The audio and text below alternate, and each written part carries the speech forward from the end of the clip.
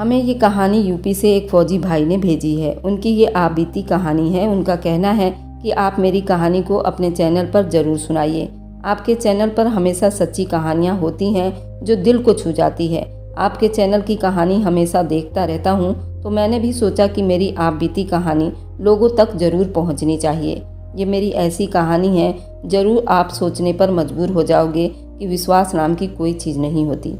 विश्वास एक पति पत्नी के प्यार में भी होता है, भाई बहन के रिश्तों में भी होता है। माँ का प्यार एक ऐसा प्यार होता है जो अंधा भी होता है। माँ के प्यार का कोई मोल नहीं होता, और जहाँ विश्वासघात होता है तो ये सभी रिश्ते चकनाचूर हो जाते हैं। मैं एक रिटायर फौजी हूँ। फौज से रिटायर होने के बाद में मैं अपना घर और बच्चों का खर्चा चलाने के लिए ऑटो रिक्शा चलाता हूँ। चलिए ये कहानी सुनते हैं फौजी भाई के ऑटो में बैठी उस लड़की से। आज का दिन मेरे लिए ईद का दिन था। खुशी से मेरे पैर जमीन पर नहीं टिक रहे थे। पापा ने मुझे कॉलेज जाने की इजाज़त दे दी थी। बचपन से मुझे पढ़ाई का शौक था, मगर पापा मेरी जल्दी शादी करना चाहते थे। फिर मम्मी के लाख मिन्नतें और रिक्वेस्ट करने पर वे मान भी गए थे। कॉलेज में आज मेरा पहला दिन था। स्कूल से ज़्यादा कॉलेज में लड़कियाँ थीं। मैंने महसूस किया कि लड़कियाँ मुझे मुड़ मुड़ कर देखा करती थी। मैं बचपन से ही बहुत खूबसूरत थी। मेरी माँ और मौसियाँ बहुत खूबसूरत थी, पूरे ख़ानदान में मशहूर थी, और शायद इसी वजह से मुझे अकेले कॉलेज भेजना नहीं चाहते थे। फिर उन्होंने मेरे आने जाने के लिए एक 3 व्हीलर लगवा दिया था। 3 व्हीलर वाले अंकल मेरे पापा के जान पहचान वाले थे।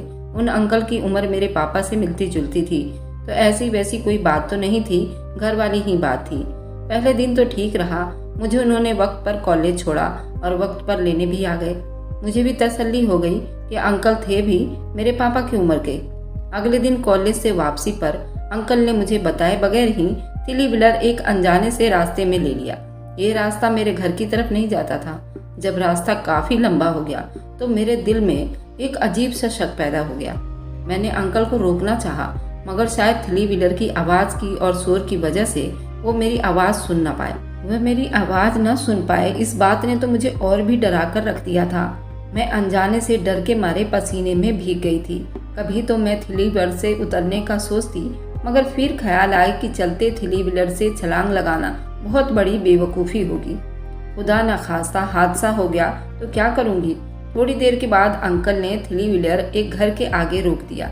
मेरे तो दिल की धड़कनें भी तेज हो रही थी। आने वाले वक्त के लिए मैं खुद को तैयार कर रही थी। सोच रही थी अगर कुछ हुआ तो ये करूँगी वो करूँगी, जबकि मैं जानती थी मैं कुछ भी नहीं कर सकती। मैं तो अभी स्कूल की पढ़ाई पूरी करके कॉलेज में आई थी। फिर अंकल ने 3 व्हीलर से उतरकर दरवाजे की घंटी बजाई। कुछ पलों के बाद दरवाज़ा खुला और एक 15-16 साल की लड़की अधेड़ उम्र औरत के साथ बाहर आई। औरत ने अंकल से कुछ न कहा, खामोशी से बात किए बिना दरवाजे से अंदर चली गई। जबकि लड़की आकर 3 व्हीलर में बैठ गई, मैं सुकून का सांस लिया, वरना डर के मारे मेरा बुरा हाल था। लड़की 3 व्हीलर में आकर बैठी तो मुझे कुछ सहारा हुआ। उसने नकाब पहन रखा था, जिसमें सिर्फ उसकी आंखें नजर आ रही थी, जो बड़ी बड़ी और नीले रंग की थी। उसके सफ़ेद हाथ और लंबी लंबी उंगलियां, उसकी खूबसूरती मुझे दिल ही दिल में जला रही थी। मैं उससे बात करना चाहती थी। मैंने उसकी तरफ 2-3 बार देखा, मगर वो मेरी तरफ ना मुड़ी। खैर, मैं भी अपने घमंड के मारे चुप रही। मैंने उससे बात करना ठीक नहीं समझा। जब वही बात नहीं करना चाहती तो मैं क्यों करती। रास्ता भर हम लोग बिल्कुल चुप रहे, आपस में कोई बात नहीं की। घर आकर मैंने कॉलेज का होमवर्क करने लग गई और मैं वह 3 व्हीलर वाली बात भूल गई। अगली सुबह जब मैं कॉलेज जाने के लिए 3 व्हीलर में बैठने जा रही थी तो मुझे 3 व्हीलर से बातों की आवाज़ आई। जब मैं पास पहुंची तो वह लड़की और अंकल आपस में बातें कर रहे थे। मेरे आने पर वे दोनों चुप हो गए। मुझे उन दोनों के बात करते करते चुप हो जाना, इस बात पर मुझे थोड़ा शक हुआ और मुझे कुछ अजीब लगा। फिर भी मैं चुप रही, क्योंकि ये उन दोनों का आपस का मामला था। आज भी सारा रास्ता उस लड़की ने मुझसे कोई बात नहीं की। मैं कॉलेज में एक नई सहेली बना ली थी। मैंने उस लड़की के बारे में बात की तो उसने मुझसे कहा, ये कोई खतरे वाली बात भी तो हो सकती है। आजकल किडनैप करने वाले लोग भी ऐसे हथकंडे इस्तेमाल करते हैं, मगर न जाने क्यों मुझे डर नहीं लगा। अगर उन्होंने कुछ ऐसा वैसा करना होता तो मेरे पापा भी अच्छे खासे जान पहचान रखते थे और समझदार इंसान थे। वह क्यों उस आदमी पर भरोसा करते। दूसरा ये कि कोई ऐसी वैसी बात होती तक मुझे उसका पता क्यों न चला। खैर, मैंने लड़की की बात को दिमाग से झटक दिया। मगर मुझे हैरानी तब हुई जब वापसी पर मुझे वह थ्री व्हीलर में बैठी ही मिली। और फिर ये सिलसिला तो रोज ही शुरू हो गया। मैं सुबह आती तो वह थ्री व्हीलर में बैठी रहती, और जब शाम को छुट्टी के वक्त अंकल मुझे वापस लेने आते तब भी वह थ्री व्हीलर में बैठी होती। यहाँ तक कि मेरा घर आ जाता, अंकल मुझे घर के बाहर उतार देते, वह थ्री व्हीलर में ही बैठी रहती। अब तो मुझे उससे दिलचस्पी हो गई थी। वह रोज एक ही तरह के नकाब में होती थी, कोई बात न करती और शीशे में मुझे घूरती रहती थी। मैंने उससे दोस्ती करना चाहती थी, बल्कि ये था मैं खुद ही उससे बात करना चाहती थी, क्योंकि सारा रास्ता मैं बोर हो जाती थी। अगले दिन मैंने उससे बात करने की खुद ही सोच रही थी। मैंने हिम्मत करके उससे उसका नाम पूछा। थोड़ी देर में वो मुझे खामोशी सी देखती रही और फिर धीरे से बोली, जी मेरा नाम आरजू है। इतना कहकर वह खामोश हो गई। मैं उम्मीद कर रही थी वो मुझसे पूछे कि मेरा नाम क्या है, मैं क्या करती हूँ, कहाँ जाती हूँ, मगर उसने कुछ न पूछा। तो मुझे भी ज्यादा बात करना अच्छा नहीं लगा। आने वाले कुछ दिनों में हमारी कोई बात नहीं हुई। फिलहाल अब ये हुआ था, मैं उसे मुस्कुराकर देखती थी और वो मुझे मुस्कुराकर देखती थी।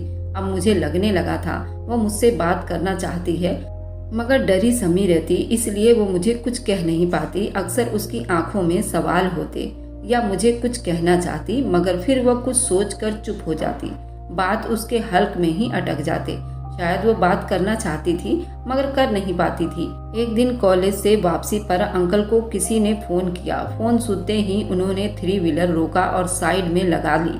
थ्री व्हीलर के बाहर निकलकर वो मुझसे बोले, बेटा मुझे जरूरी काम पड़ गया है, मैं आधे घंटे में वापस आ जाऊंगा, तब तक तुम दोनों यहीं बैठी रहना। भीड़ भाड़ वाली जगह है, कहीं इधर उधर मत जाना, मैं जल्दी आ जाऊंगा, मेरा इंतजार करना। मैंने कहा जी अच्छा है। ये कहकर बैठ गई और दिल में खुदा का शुक्रिया अदा किया, आज आरजू से बात करने का मौका मिल गया। जब अंकल के जाने का यकीन हो गया तो मैं उसकी तरफ मुड़ी और कहा, आप कहाँ जाती हैं? मुझे आपको यहाँ देखते हुए काफी दिन हो गए हैं। मैं अकेले रास्ते भर बोर हो जाती हूँ। आपसे बात करने का दिल भी चाहता है, मगर आप जवाब नहीं देती तो मैं भी चुप हो जाती हूँ। मैंने एक ही सांस में कितनी सारी बात कह डाली, क्योंकि आज मुझे उससे जरूर बात करनी थी। ये सुना था कि आरजू की मुस्कुराहट भी लौट आई। हालांकि वो हैरान परेशान बैठी थी। इतने दिन से थ्री व्हीलर में साथ आने जाने की वजह से हमें एक दूसरे की जानने की इच्छा पैदा हो गई थी। उसने इधर उधर देखा और फिर बोली, मैं भी आपसे बात करना चाहती हूँ। मेरी कोई बहन नहीं है, मगर बस पापा की वजह से चुप रहती हूँ। के मुँह से पापा का नाम सुनकर मैं समझ गई थी थ्री व्हीलर वाले अंकल की बेटी है। आरजू ने इधर उधर देखा और बोली, अगर पापा आते हुए दिखाई दे तो मुझे बता देना, ताकि मैं आपसे बात करना बंद कर दूं। पापा को बिल्कुल भी पसंद नहीं है कि मैं किसी और से बात करूं। हाँ, पापा आपको अच्छा समझते हैं, इसलिए मुझे भी आप अच्छी लगती हैं। मेरा दिल करता है कि आपसे मेरी दोस्ती हो जाए। अगर मैं आपको अपने बारे में बता दूं तो शायद और भी अच्छा हो जाए।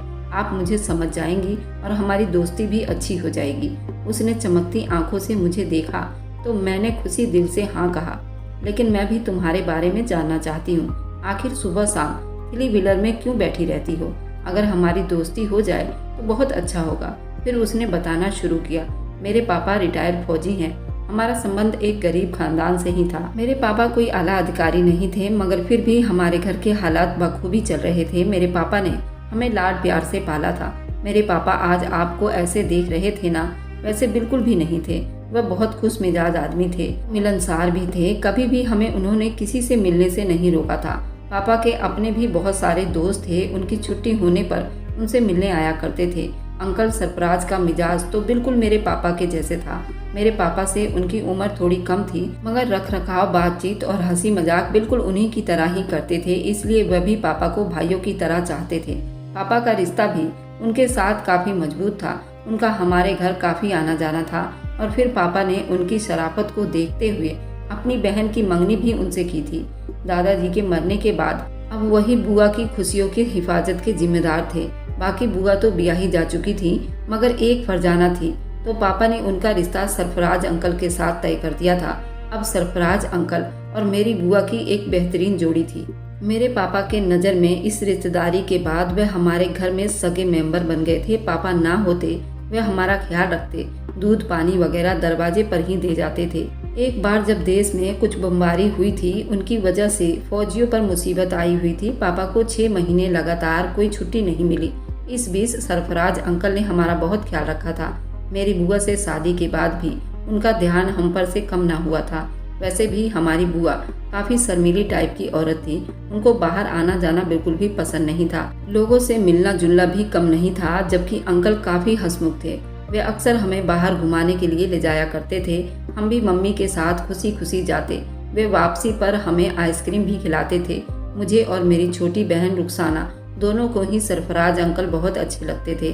शुरू में तो हम ना समझ थे, हमें कुछ समझ ना आया, मगर फिर धीरे धीरे मुझे अंकल का यूं मेरी माँ से हंस हंस कर बातें करना बिल्कुल भी अच्छा नहीं लगता था। और फिर कभी कभी मम्मी के होते हुए भी सरफराज अंकल पापा का मजाक उड़ाते। उनका अपना कारोबार था, वे अक्सर मेरे पापा का मजाक उड़ाते रहते थे। एक दिन तो हद हो गई। मगरिब के बाद वे हमारे घर आए। उनके हाथ में बहुत सारे शॉपिंग की पन्नियाँ थी। उनके चेहरे पर एक अलग सी मुस्कुराहट फैली हुई थी। अपनी हंसी दबाते हुए वे कहने लगे, पता है भाभी, आज मैंने कसाई से फौजी की खोपड़ी मांगी तो उसने क्या दिया? बकरे की सीरी थी, वह भी बिना दिमाग की। उन्होंने आंख दबाकर मम्मी की तरफ देखा, वह भी हंसने लगी। मुझे मम्मी की ये हरकत बहुत बुरी लगी। हमारे पापा हमारे लिए दिन रात मेहनत करते थे और मम्मी थी अपने ही नंदोई के साथ मिलकर पापा के पैसे और उनके भोलेपन का मजाक उड़ा रही थी। मैं बड़े ही गुस्से में अंकल को देखने लगी। जी चाहा कि उनके मुंह पर थूक दूं, मगर मम्मी की वजह से चुप रही। उस दिन के बाद से तो मुझे अंकल से चिढ़ हो गई। यूं भी मैं छठी क्लास में आ चुकी थी। रुखसाना तो अभी दूसरी क्लास में थी। उसे अच्छे बुरे की पहचान नहीं थी, मगर मैं अंकल की बातें समझने लगी थी। इस बात को मम्मी ने भी महसूस कर लिया। उन्होंने सख्ती से मुझे मना कर दिया कि जब अंकल घर में आए तो मैं उनके सामने बिल्कुल भी ना आऊं। मुझे भी अंकल से बात करने में कोई दिलचस्पी नहीं थी। मैंने भी उनसे बातचीत करना छोड़ दिया। अंकल को इस बात की कोई परवाह नहीं थी और लगातार वह हमारे घर आते रहे, जबकि वह हम बच्चों के लिए आते थे। मगर अब हम बच्चे अपने कमरे में ही रहा करते थे। रुखसाना मेरी बहन मेरी बहुत बात मानती थी। वो मेरे साथ कमरे में ही बंद रहा करती थी। हमने अलग अलग तरह की किताबें अपने कमरे में रखी थी। हम अक्सर अपने कमरे को सजाते भी रहते थे।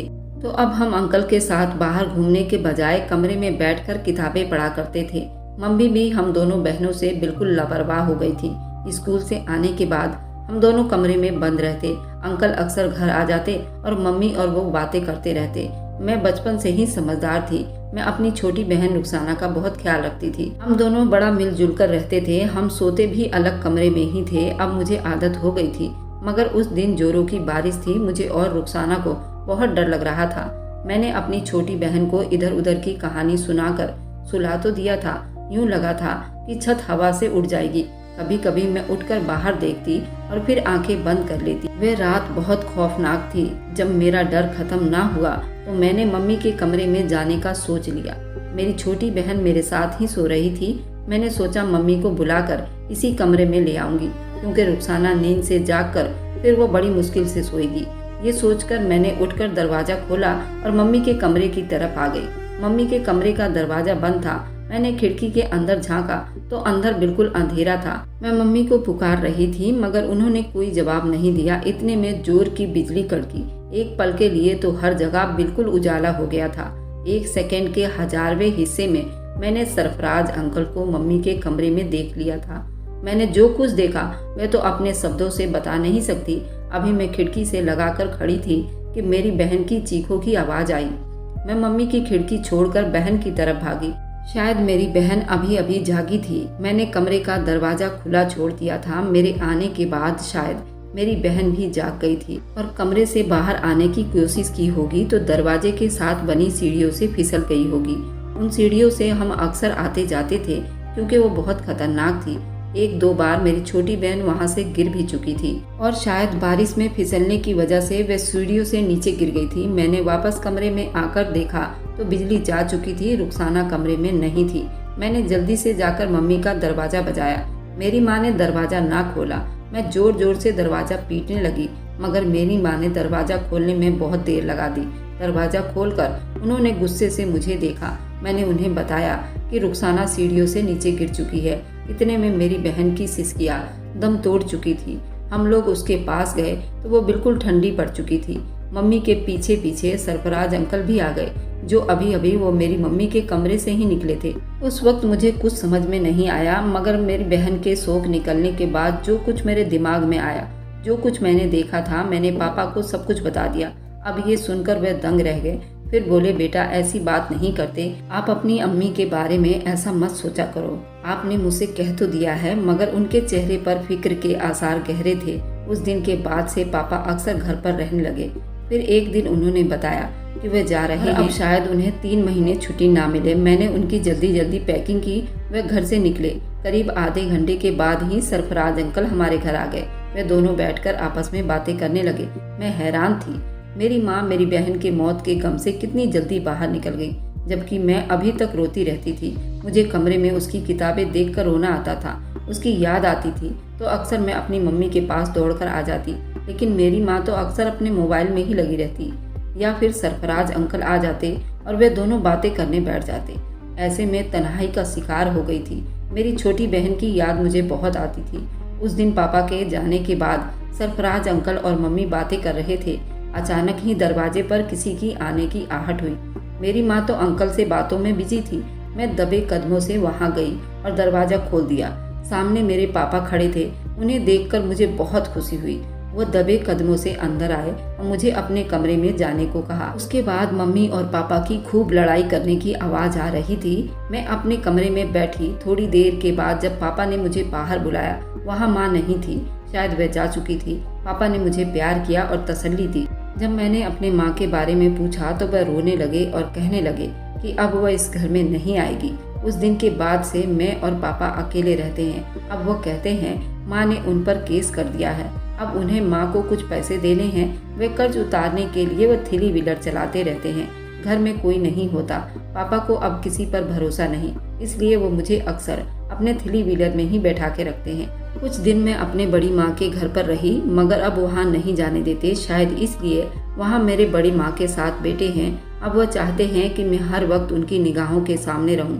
मुझे भी घर में अकेले डर लगता है। अब वो ज़्यादातर लड़कियों या औरतों को ही अपने थ्री व्हीलर में बैठाते हैं। मैं भी उनके साथ अलग अलग जगह पर जाती हूँ, घूमती हूँ, फिरती हूँ और शाम को हम घर आ जाते हैं। जो औरत उस दिन तुमने देखी थी ना, वो मेरी बड़ी माँ थी। अब वो किसी से भी ज़्यादा बात नहीं करती, मगर मैं चाहती हूँ तुम मुझे दोस्ती बना लो। पापा को तुम अच्छी लगती हो क्योंकि तुम्हारे पापा अच्छे हैं। अगर तुम मेरे पापा से बात करो, मैं तुम्हारे घर आ सकती हूँ। उसने उम्मीद भरी निगाहों से मेरी तरफ देखा और बोली।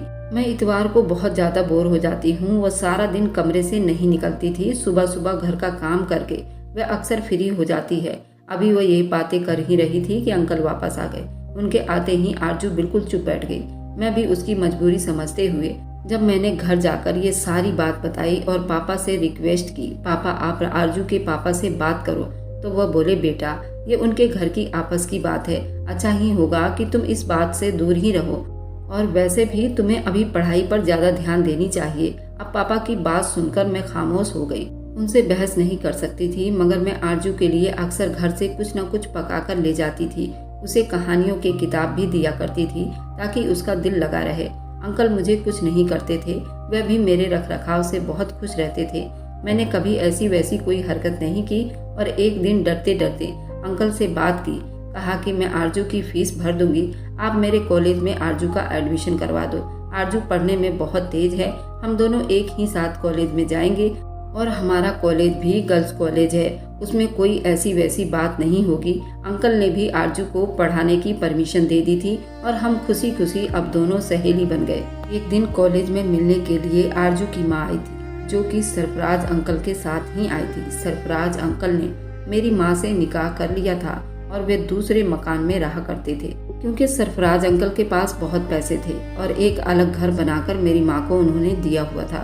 इधर मेरे पापा का मेरी माँ से और सरफराज अंकल से और मेरी बुआ से भी नाता रिश्ता बिल्कुल ख़त्म हो गया था। वे कभी भी इधर नहीं आते थे, लेकिन वे अपनी छोटी बहन के लिए बहुत ज़्यादा परेशान रहा करते थे, क्योंकि मेरी माँ ने उनकी छोटी बहन का बसा बसाया घर उजाड़ दिया था और अपना घर भी बर्बाद कर लिया था। अब वे दोनों भाई बहन अक्सर एक दूसरे से मिलते तो बहुत ज़्यादा रोया करते थे और कहते थे, आरजू की माँ ने हम दोनों की जिंदगियाँ बर्बाद कर दी है, न जाने वे कैसी औरत है। उसकी आंखों में जरा भी शर्म हया नहीं है। 2 बच्चों की माँ होते हुए भी उसने इतना बुरा किया और फिर सरेआम सरफराज के साथ घूमती फिरती रहती है। वो मेरी बुआ को भी कुछ नहीं समझती। मेरी बुआ के पास भी 2 बच्चे हैं। मेरी बुआ इसलिए मजबूर है अपने शोहर के साथ रहने पर, क्योंकि वह नहीं चाहती उन बच्चों को बिन बाप का कर दे। अब मेरी माँ के यहाँ भी एक बेटी पैदा हुई है जो कि सरफराज अंकल से है। जब वो मेरे कॉलेज आई तो मैंने उनका सामना नहीं कर पाई थी। मुझे बहुत ही तेज गुस्सा आ रहा था। मन तो कर रहा था कि मैं उनका जाकर मुंह नोच लूं, पर मैं ऐसा नहीं कर सकती थी क्योंकि मैंने उनके कोख से जन्म लिया था। वो मेरी माँ थी। मैंने तो अपने कॉलेज में ही शोर मचा दिया था कि मैं इस औरत को नहीं जानती, न जाने क्यों मुझे ये अपनी बेटी कह रही है। लेकिन मैं घर आकर बहुत रोई, पापा को नहीं बताया, नहीं तो मेरे पापा और ज़्यादा परेशान हो जाते, शायद मेरा कॉलेज भी छुड़वा सकते थे। ये बात मैंने हजम कर लिया और मैं अपनी माँ से बहुत ज़्यादा नफरत करती हूँ। मैं आप लोगों से पूछती हूँ, ऐसी स्थिति में मुझे क्या करना चाहिए? मुझे तो अपनी माँ के वजूद से ही नफरत है। मुझे तो कुछ समझ नहीं आता। आप लोग ही बताइए मुझे क्या करना चाहिए। अगर आपको आज की कहानी पसंद आई है तो वीडियो को ज़रूर लाइक कीजिएगा और अपने दोस्तों के साथ शेयर भी कीजिएगा। और हाँ, अगर अभी तक आप लोगों ने मेरे चैनल को सब्सक्राइब नहीं किया है तो जाकर जल्दी से सब्सक्राइब कर लीजिए। मिलती हूँ कल मैं एक नई कहानी के साथ, नए उमंग के साथ। मुझ पर सदा अपना स्नेह और प्यार बनाए रखें। सभी को मेरा प्यार भरा नमस्कार दोस्तों।